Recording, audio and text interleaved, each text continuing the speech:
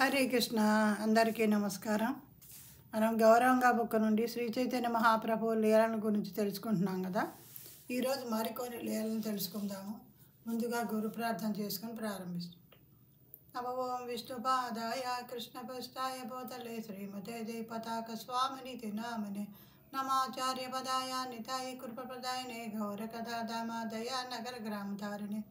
నమో ఓం విష్ణుపాదాయ కృష్ణపృష్ఠాయ భూతలే శ్రీమతే భక్తి వేదాంత స్వామినితి నామనే నమస్తే సారస్వతే దేవే గౌరవాణి ప్రచారిణే నిర్విశేష శూన్యవాది పాశ్చాత్య దేశతారిణే. నమో మహావదన్యాయ కృష్ణ ప్రేమ ప్రదాయితే కృష్ణాయ కృష్ణ చైతన్య నామ్నే గౌరతిషే నమః. నమో బ్రహ్మణ్య దేవాయ గో బ్రాహ్మణీతాయ చ జగద్గతాయ కృష్ణాయ గోవిందాయ నమో నమః. हे कृष्ण करुणा सिंधो दीनबंधो जगत्पते गोपेश गोपिकाकांत राधाकांत नमोस्तुते तप्त कांचन गौरांगी राधे वृंदावनेश्वरी वृषभानुसुते देवी प्रणमामि हरिप्रिये. वाञ्छाकल्पतरुभ्यश्च कृपा सिन्धुभ्यो च पतितानां पावनेभ्यो वैष्णवेभ्यो नमो नमः. ओं नमो भगवते वासुदेवाय. ओं नमो भगवते वासुदेवाय. ओं नमो भगवते वासुदेवाय. मोगं करोति वाचालं पंगुं लंघयते गिरिं यत्कृपातमहं वन्दे श्रीगुरुं दीनतारिणं परमानन्दमाधवं श्रीचैतन्य ईश्वरं.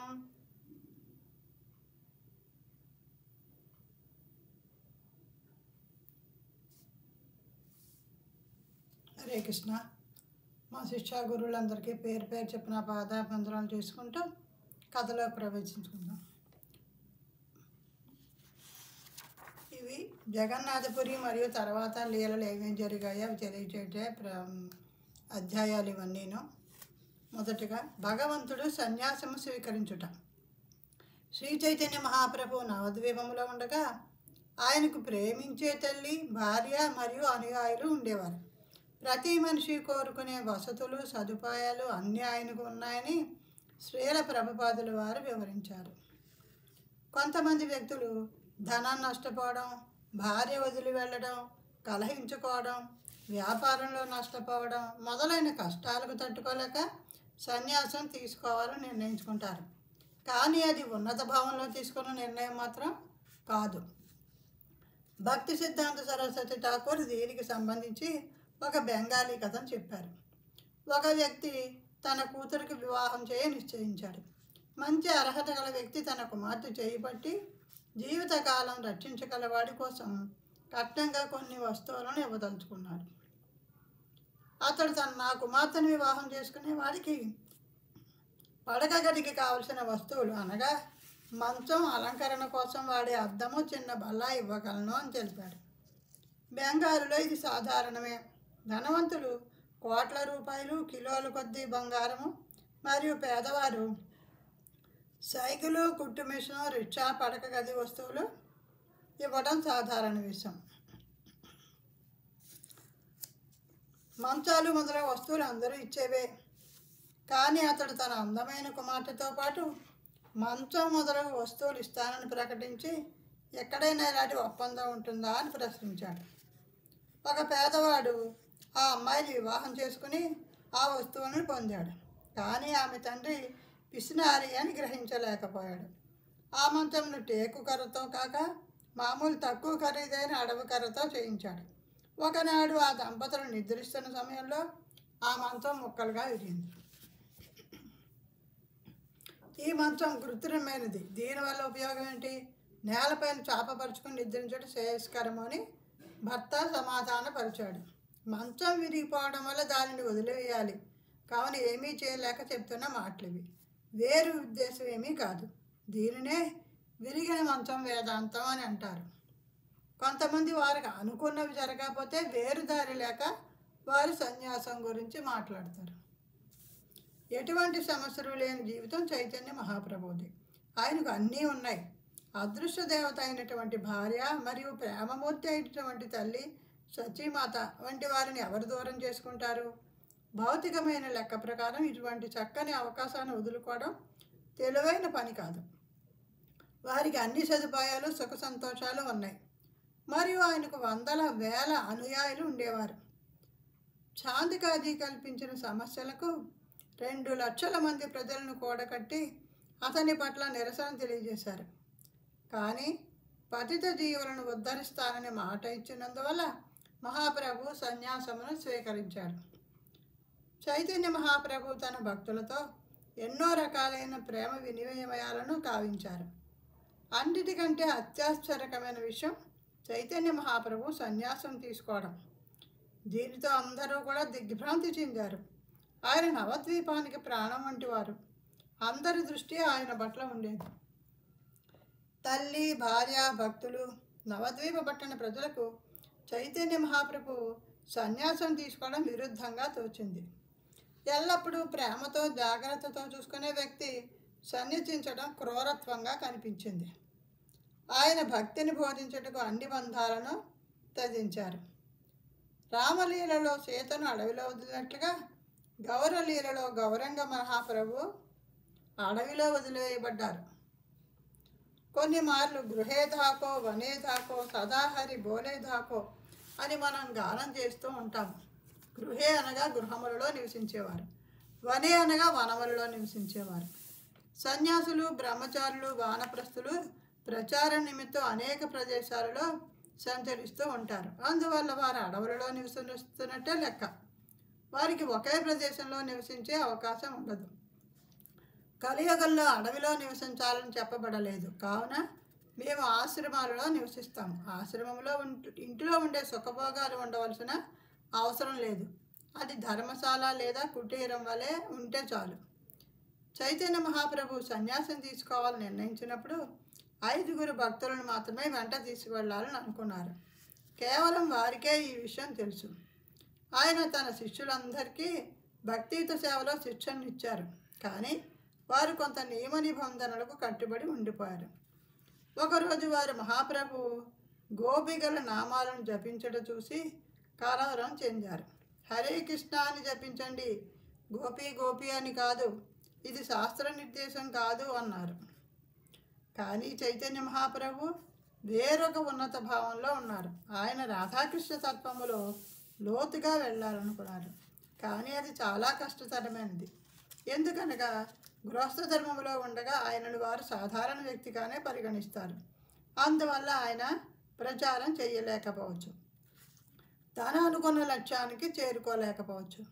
అందువల్ల ఆయన కనీసం నేను సన్యాసిగానైతే నాకు కొంత గౌరవం లభిస్తుంది, అంతటి నా సందేశాన్ని విశ్వవ్యాప్తంగా వ్యాపింపజేస్తాను, నా లక్ష్యాన్ని ఈ మార్గంలో నెరవేరుస్తాను అని ఆలోచించారు. అందువలనే ఆయన ఈ నిర్ణయాన్ని తీసుకున్నారు. గృహస్థ ధర్మంలో ఉండగా భగవంతుడి గురించి నియమాల గురించి చెప్తే ఎవరు పట్టించుకోరు, మామూలుగా మనవాడే కదా చెప్తున్నాడు అన్నట్టు తీసిపడేస్తాడు. అలా కాకుండా సన్యాసం తీసుకుంటే గౌరవం లభిస్తుంది, అప్పుడు అందరూ మనం చెప్పిన వాళ్ళు ఉంటారు కాబట్టి ఎక్కువ మందికి సందేశాన్ని అందజేయవచ్చు అని ఆయన ఈ నిర్ణయం తీసుకున్నారు. శ్రీకృష్ణుడు వచ్చి 24 సంవత్సరాలు గృహస్థ ధర్మంలోనూ మరియు 24 సంవత్సరములు ధర్మరక్షణలోనూ ఉంటాడని, ఆయన ప్రశాంతమైన సన్యాసి వలె ఉంటారని శాస్త్రాలలో ముందుగానే చెప్పబడిపోయింది. ఒక రాత్రి 5 శిష్యులతో ఆయన వెళ్ళిపోయారు. ఈ విషయాన్ని ఆయన తల్లి అర్ధరాత్రి గుర్తించింది. ఎన్నో చోట్ల ఎంతగానో వెతికింది. నిమాయ్ నిమాయ్ కొథాయ్ అని దగ్గరగా పిలిచింది. కొథాయి అంటే బెంగాలీలో ఎక్కడా అని అర్థం. ఎక్కడ ఉన్నావు నిమాయి అంటూ బిగ్గరగా అరుస్తూ పొలాలలో వెతుకుతూ రోధించసాగింది. తన దివ్యమైన కుమారుడి ఎడబాటు వల్ల పిచ్చి పట్టిన దానివల్లే నా నిమాయి ఎక్కడా అని మరలా పిలుస్తూ దారిలో ఉన్న ఒక పల్లెకు చేరింది. అప్పటికే అర్ధరాత్రి అవడం వల్ల ఎన్నిసార్లు ఆమె పిలిచినప్పటికీ ఎటువంటి ప్రతిస్పందన రాలేదు. నేల మీద పడి ఏడుస్తూ ఆ ఊరిని దయలేని ఊరని నిందించడం ప్రారంభించింది. ఆనాటి నుండి ఆ ఊరు నిర్దోయ అని పేరుతో పిలువబడుతోంది. దోయ అనగా దయ, నిర్దోయ అనగా దయ లేకపోవటం. క్రమక్రమంగా అది నిడోయిగా రూపాంతరం చెందింది. సతీమాతపై దయలేని కారణంగా మొట్టమొదట ఆ ఊరు వరద తాకిడికి గురయ్యి విలవిలలాడుతూ ఇప్పటికీ ఆ కర్మ అనుభవిస్తుంది. చైతన్య మహాప్రభు కట్వా అనే గ్రామాన్ని చేరుకుని తన 5 శిష్యులతో కలిసి ఒక చెట్టు కింద కూర్చున్నారు. ఇప్పటికీ ఆ చెట్టు సజీవంగా నిలిచి ఉంది. భక్తి రత్నాకరం అనే పుస్తకంలో చైతన్య మహాప్రభు సన్యసించిన విధానం వివరించబడింది. ఆ పుస్తకంలో ఆ సమయంలో శ్రీనివాసాచార్య తండ్రి చైతన్యదాసు అక్కడ ఉన్నట్లుగా వివరింపబడింది. అతను చైతన్య మహాప్రభుని చూడడం కోసం వెళ్తున్న సందర్భంలో నవద్వీపానికి 45 నిమిషాల్లో చేరుతారనే సమయాన నవద్వీపానికి ఉత్తరాన ఖట్వా అనే గ్రామంలో చాలా పెద్ద జనసమూహం కనబడింది. అక్కడ అందరూ ఏమి చేస్తున్నారు, అక్కడ జరుగుతున్న పెద్ద పండగ ఏమిటి అని చైతన్యదాసు పట్టణ ప్రజలను అడిగాడు. గౌరంగా ఇక్కడ ఉన్నారు, కేశవ భారతి ఆశ్రమంలో సన్యాసం తీసుకోవడం కోసం వచ్చారు అని వారు సమాధానం ఇచ్చారు. ఇది విన్న చైతన్యదాసు ఆశ్రమానికి అతి సమీపంలోకి వచ్చాడు. అక్కడ అతను ప్రతి వ్యక్తి బిగ్గరగా భజన చేస్తూ కీర్తన పాడుతూ నృత్యం చేయడం గమనించాడు. చైతన్య మహాప్రభు భజన చేస్తూ ఉండగా ఆయన కంటి వెంట నీటి ధారలు సిరంజీ నుండి వస్తున్న నీటి వల్లే కారిపోతున్నాయి. ఆయన ఎంతో ప్రేమతో భక్తితో భజన చేస్తూ ఉంటే అతడు ఉన్నవారంతా ఆ కన్నీటి ధారల్లో తడిసిపోతున్నారు. ఆ రోజుల్లో చైతన్యదాసును గంగోపాధ్యాయగా వ్యవహరించేవారు. గంగోపాధ్యాయ మొదటి వరుసలో కూర్చుని ఇదంతా గమనిస్తూ ఉన్నారు. అప్పటికి మహాప్రభు గృహస్థులు ధరించే బట్టలు ధరించి ఎగురుతూ నృత్యం చేస్తూ గుండ్రంగా తిరుగుతూ ఉన్నారు. తర్వాత కీర్తన ఆపి మహాప్రభు ముందు ఈ ఉత్సవం కొనసాగించాలి, మంగళిని పిలిచి నా జుట్టు తీయమనండి అని చెప్పారు. వెంటనే మంగళి వచ్చాడు. కానీ ఆ రోజులలో అధునాతన మంగళి కత్తులు ఉండేవి కాదు. పదునైన పెద్ద కత్తితో క్షవరం ఒకేసారి చేసేవారు. మంగళి క్షవరం చేయుటకు మహాప్రభు వద్దకు వెళ్ళగానే భక్తులు అతన్ని వారిస్తూ అందమైన జుట్టు తీయుటకు వీలు లేదు, ఆ పెద్ద కత్తి మహాప్రభు యొక్క పొడవాటి అందమైన జుట్టును కత్తిరించడం మేము చూడలేము, అది చూసి మేము భరించలేము అంటూ ఏడుస్తూ వద్దు వద్దు అని అన్నారు. అందువల్ల మంగళి నేను ఈ పని చేయలేను, ఇది నా వల్ల కాదు, క్షమించండి అన్నాడు. వెంటనే మహాప్రభు మంగళితో నా మాట విను, నేను సన్యాసం తీసుకోవడానికి వచ్చాను, అందువలన నేను క్షవరం చేయించుకోవాల్సిందే. నీవు మంగళివి, క్షవరం చేయడమే నీ యొక్క బాధ్యత, కావున నేను ఆజ్ఞ ఇస్తున్నాను. నీకేదైనా పాపం వస్తే అందుకు నేను బాధ్యత వహిస్తాను, కానీ నీవు నీ బాధ్యత నెరవేర్చకపోతే అది పాపం అవుతుంది, కావున నాకు క్షవరం చేయడమే నీ పని అని మంగళిని సముదాయించారు. అంత గట్టిగా ఆజ్ఞాపించేసరికి మంగళి క్షవరం చేయుటకు సిద్ధపడ్డాడు. అతను మహాప్రభువుని తాకిన వెంటనే భగవంతుని అవ్యాధకరణ మంగళి హృదయంలోకి ప్రవేశించింది. అతని హృదయము కృష్ణ ప్రేమతో నిండిపోయింది. అతని కృష్ణ ప్రేమతో కంపించసాగాడు. అతని కళ్ళు చెమర్చసాగాయి. అందువల్ల అతడు చూడలేకపోతున్నాడు. అతను ఎంత ప్రయత్నించినప్పటికీ అతని వణుకుతున్న చేతులు, చెమర్చిన కళ్ళు క్షవరం చేయుటకు సహకరించలేదు. ఎంతో కష్టపడి పర్వతాన్ని ఎక్కుటకు కష్టపడినట్లుగా తీవ్ర ప్రయత్నంతో చాలా జాగ్రత్తగా క్షవరం చేయడం పూర్తి చేశాడు. మంగళి ఇంతకుముందు ఎన్నడూ ఎటువంటి అనుభవాన్ని పొందలేదు. తన బాధ్యత నిర్వర్తించిన మంగళి నేలపై పడిన చైతన్య మహాప్రభు వెంట్రుకలపై పడి ఆనందంతో పరవశిస్తూ ఏడుస్తూ ఉండిపోయాడు. ఈ సంఘటనను ఒక భక్తుడు చిత్రీకరించాడు. అందులో మంగళి స్వామి జుట్టుపై పడి పరవశంతో ఏడుస్తున్నట్లుగా ఉంటుంది. ఈ సంఘటన తర్వాత మంగళి గొప్ప సాధువుగా మారాడు. అతను ఎప్పుడూ హరే కృష్ణ మహామంత్రాన్ని జపించడం మానలేదు. అతను మహాప్రభువుకి క్షవరం చేసిన తర్వాత ఇక ఎన్నడూ ఎవ్వరికీ క్షవరం చేయలేదు. ఈ ఒక్క సేవ అతని జీవితానికి చాలు. అతను ఒక భక్తుడిగా మారిపోయాడు.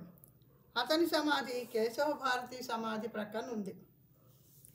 మహాప్రభు గంగలో స్నానం చేసి కాషాయ వస్త్రాన్ని కేశవ భారతి వద్ద నుండి పొంది దానిని ధరించి కేశవ భారతి వద్దకు వెళ్ళి నాకు మీరు ఇవ్వబోయే మంత్రం ఇదేనా అంటూ వైష్ణవ సన్యాస మంత్రాన్ని కేశవ భారతి చెవిలో చెప్పి ఈ మంత్రమేనా అని అడిగారు. ఇది గమనిస్తే కేశవ భారతికి మహాప్రభువు మొదట ఉపదేశించినట్లయింది. ఇంతకు మునిపే మహాప్రభు వద్ద పొందిన మంత్రాన్ని కేశవ భారతి మహాప్రభువుకు ఉద్దేశించి శ్రీకృష్ణ చైతన్య అనే నూతన నామాన్ని ఇచ్చారు. ఈ సమయంలో మొదటి వరుసలో కూర్చున్న గంగోపాధ్యాయ శ్రీకృష్ణ చైతన్య అనే పేరు విని ఈ కార్యక్రమాన్ని చూసిన పిమ్మట శ్రీకృష్ణ చైతన్య అని నెలల తరబడి కీర్తిస్తూనే ఉన్నారు. అందువలన అతనికి చైతన్యదాసు అనే పేరు స్థిరపడింది. ఇక్కడికి ఒక అధ్యాయం పూర్తయింది. రెండో అధ్యాయం. శాంతిపురంలో తిరిగి కలుసుకున్నట. చైతన్య మహాప్రభు కట్వా నుండి శాంతిపురం వైపు వెళ్తుండగా మార్గ మధ్యంలో పులియా అనే గ్రామం నుండి వెళ్ళారు. ఆ గ్రామంలో ఎన్నో లీలలు జరిగాయి. గంగా నది ఆ గ్రామం నుండి ప్రవహిస్తూ ఉంటుంది. హరిదాసు ఠాకూర్ ఆ స్థలంలోనే జపం చేస్తూ ఉండేవారు. పూర్వం మహాప్రభుకు కష్టాలు కలిగించిన వారు, తప్పులించిన వారు, నాస్తికులైన వారు వారి స్నేహితులతో పులియా గ్రామానికి వచ్చి భగవంతుని దర్శించుకోవాలని ఎంతో ఆతృతతో ఉన్నారు. వారందరూ చైతన్య మహాప్రభు నవద్వీపంలోనే జన్మించినప్పటికీ అతని నిజమైన ఆంతర్యాన్ని మనం తెలుసుకోలేకపోయాము. పైగా తప్పుగా మాట్లాడాము, అతని పనిని తప్పుపట్టాము, మరియు ఆయన ఆధ్యాత్మిక లక్ష్యం గుర్తించలేకపోయాం. కావున ఇప్పుడు మనం మహాప్రభు పాదాలపై పడి క్షమాపణ కోరదాం. అది ఒక్కటే మన పాప పరిహారానికి మార్గము అని నిర్ణయించుకున్నారు. పులియా గ్రామానికి చేరడానికి వేల కొలది జనం పడవ కోసం ఎదురు చూస్తున్నారు. పడవ నడిపేవారు ఎంతమందికి న్యాయం చేయలేక అయోమయంలో పడ్డారు. ప్రతివారు మొదట వెళ్ళాలనుకునేవారే. పడవ వారికి ఎక్కువ ధనంతో పడవలను నడిపి కష్టాన్ని కొని తెచ్చుకోవడం ఇష్టం లేదు. కొంతమంది ప్రజలు అరటి చెట్లతో పడవలను తయారు చేసుకున్నారు. కొంతమంది నీటిలో తేలే మట్టి పాత్రలను తెచ్చుకున్నారు. ఈ కాలంలో ఉన్నటువంటి నీటిలో సులభంగా తేలుతూ ప్రయాణించే ఎన్నరు ట్యూబులు ఆ కాలంలో లేవు. కానీ మట్టితో తయారు చేసిన కుండలను తిరగవేసి ఉపయోగించారు. మరికొందరు అరటి బోధలను తెడ్డుగా ఉపయోగించారు. గర్భవతులు కూడా నదిని భయపడకుండా దాటుటకు ధైర్యం చేశారు. వీరందరూ చైతన్య మహాప్రభు దర్శనం కొరకే వెళ్తున్నారు. మహాప్రభు యొక్క నామాన్ని జపించినంతసేపు కూడా గుడ్డివారు కూడా చూడగలిగారు. నడవలేని ప్రజలు నడవగలిగారు. ఒక పడవ 100 మందితో ప్రయాణిస్తూ ఒడ్డుకు చేరలేక నది మధ్యలోనే ఆగిపోయే పరిస్థితి వచ్చింది. ఆ సమయంలో కూడా ప్రజలు ఏమాత్రం భయపడకుండా మహాప్రభువును ముక్తకంఠంతో ఉత్సాహంగా కీర్తిస్తూ ఉండగా భారంతో ఉన్న పడవ కూడా చాలా తేలికగా ముందుకు సాగింది. ఈదడం ఎలాగో తెలియని వారు కూడా ఆశ్చర్యకరంగా అనుకోకుండా ఈదగలిగారు. ప్రతి ఒక్కరూ వారి అపమానాన్ని భగవంతుని వద్ద చూపించాలనుకున్నారు. అఖండమైన ప్రకాశంతో ఉన్న ముఖ వర్చస్సు గల మహాప్రభు కోటాను కోట్ల ప్రజలను మంత్రముగ్ధులను చేస్తూ ఉన్నారు. ఆ కమలం వంటి ముఖం కలిగిన భగవాన్ని చూస్తూ ఉండాలనుకుంటున్నారే కానీ ఏ ఒక్కరూ ఇంటికి వెళ్ళదలుచుకోలేదు. చైతన్య చరితామృతంలో మహాప్రభు కట్వా నుండి వెళ్ళిన తర్వాత పశ్చిమంలో ఉన్న బృందావనమునకు వెళ్ళాలనుకున్నారు. కానీ నిత్యానంద ప్రభు మహాప్రభువును మైపరిపించి దక్షిణానికి ప్రయాణింపజేశారు. మహాప్రభు నిత్యానందను అనుసరిస్తూ దక్షిణానికి నడిచారు. తన యొక్క పారవేశ స్థితిలో తనను తప్పుదావ పట్టించినట్లుగా ఆయన తెలుసుకోలేకపోయారు. శాంతిపురానికి చేరుకున్న తర్వాత అద్వైత తనను తీసుకువెళ్ళడం కోసం నదిని దాటి పడవ తీసుకురావడం గమనించారు. మహాప్రభు ఆశ్చర్యపోతూ, అద్వైత, బృందావనంలో ఏం చేస్తున్నావు అని అడిగి తర్వాత తాము బృందావనంలో లేమని శాంతిపురంలో ఉన్నామని తెలుసుకుని నిత్యానంద నన్ను మోసం చేశాడు, మనం బృందావనంలో ఉన్నాము, ఇది యమునా నది అని చెప్పాడు అని అన్నారు. అంతటా అద్వైత, లేదు లేదు, మీరు బృందావనంలోనే ఉన్నారు, మీరు ఎక్కడ ఉంటే అదే బృందావనం. అంతేకాకుండా మనం గంగకు పశ్చిమ తీరాన్ని ఉన్నాం. ప్రయాగ వద్ద గంగా, యమున, సరస్వతి నదులు కలిసి త్రివేణి సంగంగా మారుతాయి. యమున పశ్చిమానికి ప్రయాణిస్తుంది, కుడివైపుకు గంగా, మధ్యలో సరస్వతి నది ప్రవహిస్తుంది. అందువలన ఇక్కడ గంగా పశ్చిమ తీరం, యమునా నదియే అని చెప్పి మహాప్రభువును గంగ దాటించి తన ఆశ్రమానికి తీసుకొచ్చారు. తిరిగి ఒక్కసారి నవద్వీప పరిస్థితిని గమనిద్దాం. అక్కడ సతీమాత కృష్ణ ప్రేమ అనే సముద్రంలో మునిగిపోయింది. ఆమె ఏమి చెబుతుందో ఏం వింటుందో ఎవరికీ తెలియదు. ఆమె బాహ్య స్మృతిని కోల్పోయింది. ఆమె అందరి వద్దకు వెళ్ళి కృష్ణుని పట్ల విరహభావన వల్ల కలిగిన ఉన్మాదంతో అందరినీ మధురలోని వార్తలేమిటి, రామకృష్ణుల గురించి వార్తలేమిటి, మధురలో వారు ఎలా ఉన్నారు, దుష్టకంసుడు వీరి గురించి ఎటువంటి ఏర్పాట్లు చేశాడు, దొంగ అయిన అక్రూరుడు రాముడిని కృష్ణుడిని ఎక్కడికి తీసుకువెళ్ళాడు, కంసుడు అక్రూరుడు కలిసి నా కృష్ణుడిని రాముడిని దొంగిలించారు, దుష్టుడైన కంసుడు అక్కడ మరణించాడని విన్నాను, ఇప్పుడు ఉగ్రసేనుడు మధుర రాజ్యానికి రాజయ్యాడట కదా అంటూ ప్రశ్నిస్తూ ఉంది. సతీమాత హే రామ, హే కృష్ణ అంటూ రోధించడం ప్రారంభించింది. త్వరగా పాలు పితకండి, మనం ఇంకా వెన్న అమ్ముకొని రావాలి. ఈరోజు అతడు ఎక్కడికి పరిగెత్తుతాడు, వాడిని నేను కట్టివేస్తాను అని చెబుతూనే అంతలోనే స్నేహితులారా రండి, యమునా నదిలో స్నానం చేద్దాము అని ప్రేమగా పిలిచింది. కృష్ణుడు బృందావనం వదిలి మధురకు వెళ్ళినప్పటి యశోద భావనలోనే సతీమాత ఉంది. ఇక్కడ మనకి చైతన్య మహాప్రభు తల్లిని విడిచిపెట్టి అర్ధరాత్రి వేళ ఎవరికీ చెప్పకుండా వెళ్ళిపోయాక ఆవిడ ఎటువంటి భావనలోకి వెళ్ళిపోయిందంటే, యశోదాదేవి కృష్ణుడు మధురకు వెళ్ళిపోయిన తర్వాత ఎలాంటి బాధ అనిపించిందో అలాంటి బాధ ఇప్పుడు ఈవిడ అనుభవిస్తోంది. ఆమె కృష్ణుని పట్ల ప్రేమతో బిగ్గరగా ఏడ్చేది. అది ఎవరైనా వింటే వారి హృదయం కరిగి ముక్కలయ్యే విధంగా ఉండేది. సతీమాత కృష్ణుని పట్ల విరహభావంలో ఉన్మాదం చెందిన పరిస్థితిలో నవద్వీపంలో ఉంది. మహాప్రభువు నిత్యానందుని మాయాపూర్కు వెళ్ళి సతీమాతను మరియు మిగిలిన భక్తులను కలవడం కోసమై వారిని అద్వైత ఇంటికి తీసుకురమ్మన్న ఘట్టం చైతన్య భాగవతంలో వివరింపబడింది. నిత్యానంద సతీమాతను తీసుకురావడానికే ఆమె ఇంటికి వెళ్ళగా అంతటా ఆమె నిత్యానందం చూసి, నా కుమారుడా, నా బిడ్డ, నా ముద్దు బిడ్డ అంటూ పరవశంలో మునిగిపోయింది. అక్కడి భక్తులు అనేక రకాల భావనలతో ఉబ్బి తబ్బిబ్బైపోయారు. వారు పరవశించిన హృదయంతో నిత్యానందను కౌగిలించుకుని ఆయన యొక్క భావోద్వేగపు కన్నీటి ధారల్లో తడిచిపోయారు. నిత్యానంద వారిని శాంతింపజేసి ఒక శుభవార్తను అందజేశారు.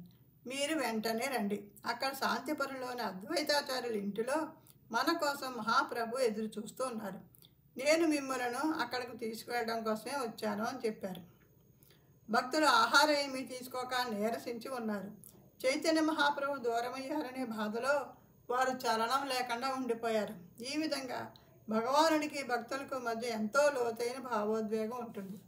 ఆయన ఎప్పుడైతే ఊరు విడిచి సన్యాసం కోసం వెళ్ళిపోయారో అప్పటి నుంచి వీళ్ళు తిండి తిప్పలు లేకుండా ఆయన లేరే, వెళ్ళిపోయారే అనే బాధలో అలా ఉండిపోయారన్నమాట. మహాప్రభు గురించి నిత్యానంద ప్రభు చెప్పిన వార్త విన్న భక్తులందరూ బిగ్గరగా ఉత్సాహంతో హరి బోల్ హరి బోల్ హరే కృష్ణ అంటూ కీర్తించసాగారు. మహాప్రభు దూరమైన ఈ 12 రోజులలో సతీమాత మంచినీరు కానీ ఆహారం కానీ తీసుకోలేదు. సతీమాత ఇంటి ఎద్దు 13 రోజుల నుండి నీరు కూడా త్రాగక చనిపోయింది. ఇంట్లో మనుషులు, ఊళ్ళో మనుషులే కాదు, వారింట్లో ఉండే ఎద్దు కూడా నీరు కూడా తాగకుండా చూసి చనిపోయింది. పాపం నీరు త్రాగక ఉండలేని పశువు పాపం చనిపోయింది. సతీమాతకు నిత్యానంద, వేదాలలో కీర్తింపబడే కృష్ణుడే నీ కుమారుడు. ప్రతి ప్రాణికి జీవితము మరియు ఆత్మ అతడే. ఎవరికి ఏది మంచిదో అతనికే తెలుసు.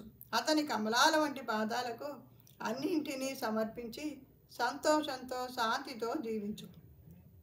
దయచేసి భక్తుల తృప్తి కొరకు వంట చేయి. ప్రతివారు నీ వంట రుచి చూడడం కోసం ఆతృతతో ఉన్నారు. నీవు తినకుండా ఉంటే కృష్ణుడు కూడా ఉపవాసం చేస్తాడు. నీ వంట రుచి చూడడం కోసం నేను కూడా ఎంతో ఆతృతతో ఉన్నాను అని చెప్పారు. ఈ మాటలతో ఆమె ఓదార్పు చెంది వెళ్ళి వంట చేసింది. నిత్యానందకు వైష్ణవులకు ఆమె వడ్డించింది. అందరూ సంతృప్తి చెందట గమనించి ఆమె కూడా తినడానికి సిద్ధపడింది. ఆమె 12 రోజుల ఉపవాసం ముగిసిందని భక్తులందరూ అమితానందం చెందారు. ప్రసాదం తిని రెట్టించిన ఉత్సాహంతో వైష్ణవులు నిత్యానంద ప్రభువుతో కలిసి మహాప్రభువును కలవడానికి సిద్ధపడ్డారు. ఈ వార్త నవద్వీపం అంతా వ్యాపించింది. 12 రోజుల తర్వాత మహాప్రభు యొక్క సన్యాసం గురించి, అతని అద్భుతమైన శ్రీకృష్ణ చైతన్య అనే నామం గురించి తెలిసింది. వెంటనే నిత్యానంద ప్రభు వైష్ణవులు కలిసి మహాప్రభువును శాంతిపురంలో కలవడానికి సిద్ధమయ్యారు. చైతన్య మహాప్రభువుకు ప్రియమైన గంగాదాస పండితుడు, మురారి గుప్తా ఇంకనూ చాలామంది ఏమాత్రం ఆలస్యం చేయకుండా సతీమాతను తీసుకుని శాంతిపురానికి ప్రయాణం సాగించారు. మహాప్రభు శాంతిపురానికి చేరుకున్న సమయంలో అద్వైతాచార్య పుత్రుడు అచ్యుతానంద మహాప్రభువును చూడడం కోసం బయటకు వచ్చారు. ఆ పిల్లవాడు అప్పుడప్పుడే చిన్న చిన్న అడుగులు వేస్తున్న 2 లేక 3 సంవత్సరాల వయసువాడు. కనీసం దుస్తులు కూడా ధరించలేదు. అతను మట్టిలో ఆడుతూ దుమ్ము ధూళితో కూడిన దేహంతో మురికిగా ఉన్నాడు. ఆ పిల్లవాడు చైతన్య మహాప్రభు వద్దకు వచ్చి సాష్టాంగ నమస్కారం చేశాడు. మహాప్రభు పిల్లవాడితో, నీకు తెలుసా, అద్వైతాచార్య నాకు కూడా తండ్రి కాబట్టి నీవు నాకు సోదరుడివి అన్నారు. ఆ చిన్న అచ్యుతుడు, నీవు అందరి జీవులు మంచి కోరే స్నేహితుడివి, వేదాలు నీవే నిజమైన తండ్రివని వర్ణించాయి అన్నాడు.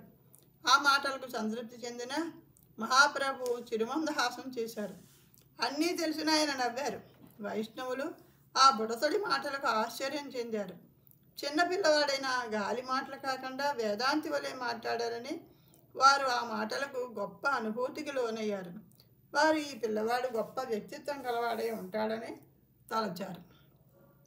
ఆ తదుపరి నిత్యానంద ప్రభువు నవద్వీపభక్తులతో కలిసి మహాప్రభు వద్దకు చేరుకున్నారు. తమ ప్రియతమ భగవానుడైన మహాప్రభువును చూడగానే శ్రీవాస పండిత మరియు ఇతర భక్తులు నేలపై పడి బిగ్గరగా కీర్తిస్తూ ప్రార్థనలను మరియు ఆనంద బాష్పాలను భగవంతుని చరణ కమలములకు అర్పించారు. మహాప్రభువుకు తన జీవితం ఎంత విలువైనదో వారు కూడా అంతే విలువైనవారు. వారిలో ప్రతి వారిని ఆయన ఎంతో ప్రేమతో హత్తుకున్నారు. భక్తులు విరహభావంతో వచ్చిన పారవశిపు బాధ వల్ల రోధించడం ప్రారంభించారు. వారి యొక్క రోదన ఈ భూమండలాన్ని పవిత్రం చేసింది. శుద్ధ భక్తులు భగవత్ ప్రేమతో కన్నీటి పర్యంతమయ్యారు. శుద్ధ భక్తుడు భగవంతుడి ప్రేమ కోసం రోధించినప్పుడు అది విన్న వెంటనే భౌతిక జగత్తులో మనకు ఉన్న బంధాన్ని తెంచివేస్తుంది. సాధారణంగా మనం అటువంటి రోదనను వినం, కానీ మహాప్రభు దయ వలన దానిని ప్రతి వారు వినగలిగారు. అక్కడ అంతా భావోద్వేగంతో కూడి ఉంది. చైతన్య మహాప్రభు హరిబోల్ అని జపించండి అని అందరితో అంటూ ఆ పారవశ్య భావనలో నిత్యానంద ప్రభువు చేయి పట్టుకుని గుండ్రంగా తిప్పారు. అద్వైత వెనక నుండి వచ్చి చైతన్య మహాప్రభు యొక్క పాదధూళిని దొంగిలించి తన తలపైన ధరించాడు. చైతన్య మహాప్రభులో రోధించుట, వణుకుట, నవ్వుట మొదలైన అష్ట సాత్విక భావాలు అన్నీ ఒక్కసారిగా ప్రస్ఫుటంగా కనిపించాయి. ఆయన హరిహరి అని జపిస్తున్నప్పుడు భక్తులు మరియు ఇతరులు ఆనందాంబుది లోతులకు వెళ్ళిపోయారు. వారు ఈ కీర్తన వలన ఎటువంటి విరహభావన అనిపించటం లేదు. వారు 12 రోజుల పాటు మహాప్రభు యొక్క సాంగత్యాన్ని కోల్పోయారు. ఈ భక్తులు ప్రతిరోజు మహాప్రభు సంకీర్తన బృందంతో కలిసి జపించుట మరియు నృత్యం చేయుట చేసేవారు. కానీ అకస్మాత్తుగా 12 రోజుల పాటు వారికి భగవంతుడు కనిపించలేదు. వారు భగవంతుడిని తిరిగి కలుసుకుంటామన్న ఆశను కోల్పోయారు. ఇప్పుడు వారందరూ ఆయనను చూస్తున్నారు, ఆయనతో కలిసి నృత్యం చేస్తున్నారు. అందువల్ల వారు ఆనందాతిశయంలో ఉన్నారు. మహాప్రభు రోజంతా నృత్యం చేస్తూనే ఉన్నారు. ఒకానొక సమయాన భక్తులు ఒకరిపై ఒకరు పడి నేలపై దొర్లుతూ ప్రతి వారి పాదధూళిని ప్రతి ఒక్కరూ వారి యొక్క దేహానికి రాసుకుంటున్నారు. ఒక భక్తుడి మరి యొక్క భక్తుడి యొక్క పాదాలను తన ఛాతీపై ఉంచుకుని బ్రహ్మానందంతో హరిబోల్ హరిబోల్ అని జపిస్తున్నారు. ఈ విధంగా వారు తమ ప్రేమ వినిమయాలను కావించుకుంటున్నారు. మరికొందరికి ధారాపాతంగా ఆనందాశ్రువులు కంటి నుండి కారిపోతూనే ఉన్నాయి. గౌరంగ మహాప్రభువును తిరిగి పొందడంతో వారి యొక్క ఆనందానికి హద్దులు లేకుండా పోయింది. ఆధ్యాత్మిక జగత్తుకు ప్రభు అయిన భగవంతుడు అన్నిటి నుండి విముక్తులై తన యొక్క సహచరులతో నృత్యం చేస్తున్నాడు. ఇది ఒక అతీతమైన దృశ్యం. భగవంతుని యొక్క పవిత్ర నామమే నృత్యం కన్నా బిగ్గరగాను మరియు స్పష్టంగాను వినిపిస్తోంది. అద్వైత ప్రభు యొక్క గృహం ఆనంద పారవశ్యంతో చేస్తున్న ధ్వనులతో ప్రతిధ్వనిస్తోంది.